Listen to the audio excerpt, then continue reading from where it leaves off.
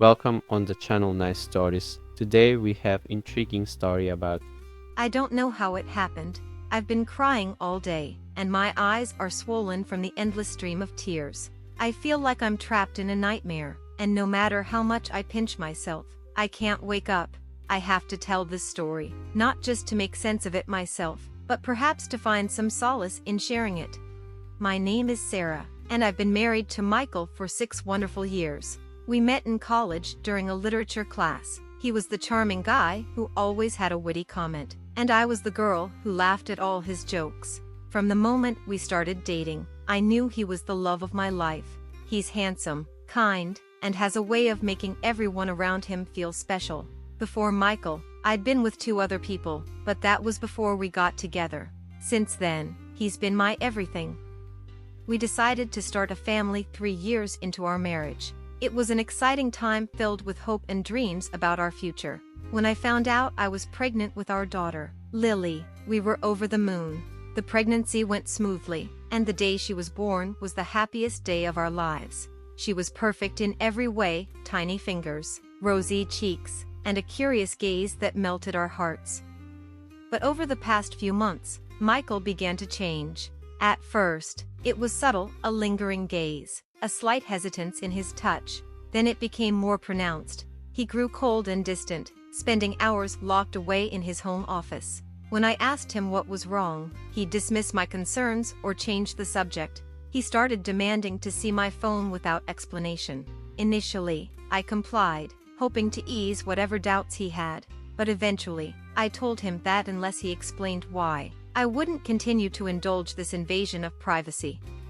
One morning, as I was making breakfast, Michael came into the kitchen with a stern expression. "We need to talk," he said, his voice devoid of emotion.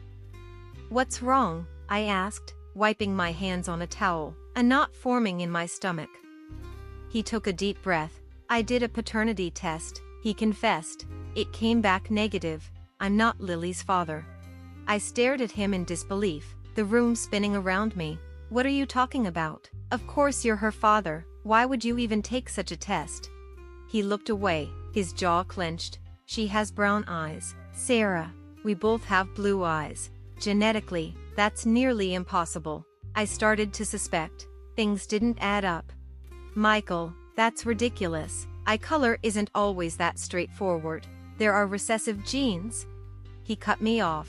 "I don't want excuses. I want the truth. Have you been unfaithful?" Tears welled up in my eyes. "I have never cheated on you. I would never do that. You have to believe me." He shook his head. "I don't know what to believe anymore. I want you to leave." "Leave? This is my home. I'm not going anywhere, and I'm certainly not leaving Lily." Without another word, he turned and walked upstairs. I heard the bedroom door slam and a lock click into place. Left standing in the kitchen, I felt utterly alone. I spent that night in Lily's room, curled up on the floor beside her crib. The soft sound of her breathing was the only thing that kept me grounded. I watched her sleep, her tiny chest rising and falling, and wondered how everything had gone so horribly wrong. The next day, I tried to talk to Michael again. "We need to figure this out," I pleaded. "Something must be wrong with the test. Let's do another one together." He finally agreed, albeit reluctantly. We scheduled appointments for a series of tests, blood tests, genetic screenings, anything that could provide answers. As we waited for the results, the tension in the house was palpable. We spoke little, and when we did, it was in hushed tones to avoid upsetting Lily. I missed his warmth, his laughter, the way he used to hold me. Every night, I prayed that the tests would clear everything up and we could start healing. Then the results came in. Sitting across from the genetic counselor, I clutched Michael's hand, hoping for good news. The counselor looked at us sympathetically. "I'm afraid the tests show that neither of you are biologically related to Lily." Silence filled the room. I felt as if all the air had been sucked out. "What does that mean?" I whispered. "It means that there's a possibility your daughter was switched at birth," she explained gently. "This is extremely rare, but it can happen due to human error." Michael's grip tightened on my hand. "So you're saying our biological child is out there somewhere?" She nodded. "It's possible. we can initiate an investigation with the hospital where you gave birth. Leaving the clinic, we were both shell-shocked. The drive home was a blur of emotions, fear, confusion, anger, but also a strange sense of unity. For the first time in months, Michael reached over and placed his hand on my knee. "I'm sorry," he said quietly. "I should have trusted you." I placed my hand over his. "We couldn't have known. None of this makes sense." In the days that followed, we began legal proceedings against the hospital. Police officers came to our home to take statements. They assured us they would do everything in their power to locate our biological child and determine what had happened. Meanwhile, I was consumed by conflicting emotions. Lily was my daughter. He nodded. Maybe we could find a way to be part of both their lives. Maybe, I agreed softly. But what if they don't want that? What if they don't even know? Days turned into weeks, and the investigation progressed slowly. Michael and I began attending counseling sessions to cope with the stress. We started communicating more openly, sharing our fears and hopes. "I was so afraid I'd lost you," I admitted during one session. "When you accused me, it broke my heart." He looked at me, his eyes filled with regret. "I let my insecurities get the best of me. I read things online that fed into my doubts. I'm so sorry. We need to trust each other," I said gently, "no matter what." He reached over and took my hand. "I promise, from now on, we'll face everything together." One afternoon, we received a call from the hospital. They had identified a possible match, a couple who had given birth on the same day in the same ward. They suggested arranging a meeting. Nervous didn't begin to describe how I felt. We agreed to meet at a neutral location, a family mediation center. Walking into the room, I saw them, a couple around our age, holding a little girl who was the spitting image of Michael. She had his dark hair and my green eyes. My heart leaped into my throat.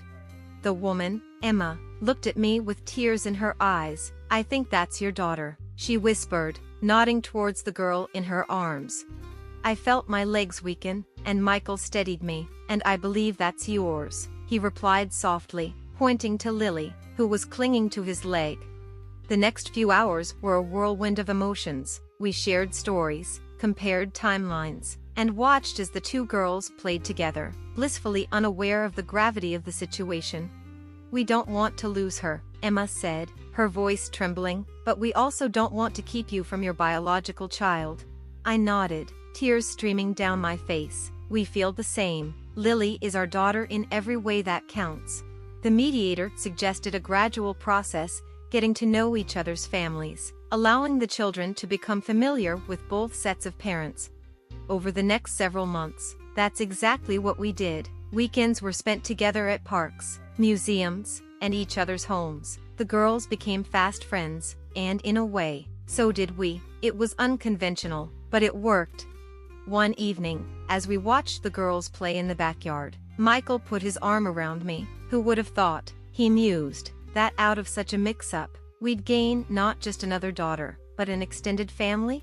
I leaned into him, a sense of peace washing over me. "Life is unpredictable," I replied, "but maybe this was meant to be." We decided not to uproot the girls' lives by swapping them. Instead, we embraced the unique family we had become. Both girls had 4 parents who loved them unconditionally, and they grew up knowing they were cherished. The journey was far from easy. There were challenges, moments of doubt, and countless legal hurdles, but through open communication, trust, and a shared commitment to our children's well-being, we navigated the complexities together. Looking back now, I realize that the experience, as harrowing as it was, strengthened our marriage. Michael and I learned the importance of trust and the dangers of letting doubt and outside influences cloud our judgment. Life doesn't always follow the path we expect, but sometimes, the detours lead us to beautiful destinations we never could have imagined. TLDR. After my husband doubted our daughter's paternity due to a negative test and differences in eye color, we discovered through further testing that neither of us are biologically related to her. Our daughter was accidentally switched at birth. Through challenging times, we reconnected, found our biological child, and formed an extended family with her adoptive parents, embracing an unconventional but loving arrangement.